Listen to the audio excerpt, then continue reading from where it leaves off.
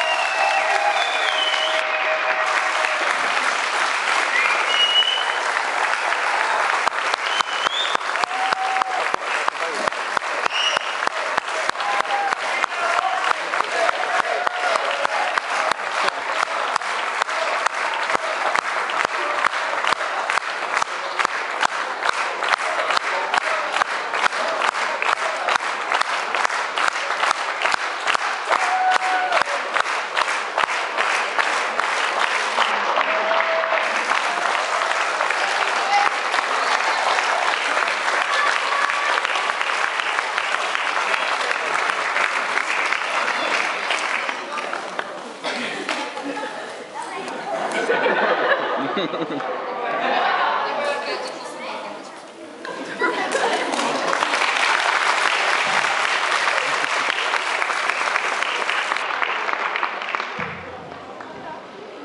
dámy a páni, toto bolo také naše fakt veľké prekvapenie. Ja musím povedať, že som nesmierne rád, že sa nám po 5 rokoch presviečania nášho pedagogického kolektívu v našej základnej škole podarilo presvedčiť ich, aby sa na to dali.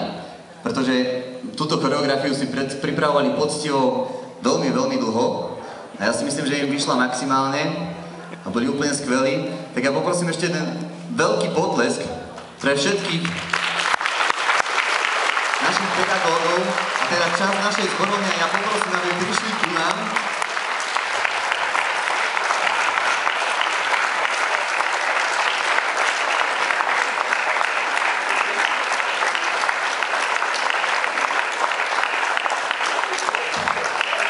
Skutočne jeden veľký potlesk pre, ako som povedal, tú časť našej zborovni, ktorá si zaslúži tento potlesk, ktorá poctivo pripravovala tento tanec, aby to malo také prekvapenie večera, kde sme si povedali, že teda ten 15. ročník je výnimočný a nebudeme predsa robiť niečo, čo by nebolo tak výnimočné, ako môže byť to, keď sem dáme našich pedagógov a našich učiteľov. Ja teda veľmi pekne ďakujem všetkým vám, že ste sa na to dali. A ja si myslím, že ste boli absolútne najlepší a ak tam bola nejaká chybička, tak ich vôbec nebolo vidno. Mimo toho poprosím jeden velikánsky potlesk pre naše dve malé detské hviezdy, budúcu pani učiteľku Tamáru Perichtovú a žiaka, ktorý sa v škole skutočne trápi a tú pečku nechce dostať, Maťko Žilka. Ďakujem vám veľmi pekne, detka. Boli ste perfektní. Také malé poďakovanie od nás. A my teda už nebudeme dávať opakovať tým pedagógom našim, ak to znova zancovali, lebo... A takže o polnoci, lebo viem, že tie počty v hlave sú teraz už pomiešané, ale fakt klobúk dole pred vami. Ďakujem ešte raz a utekajte sa prezliekať, lebo o chvíľku ideme ďalej.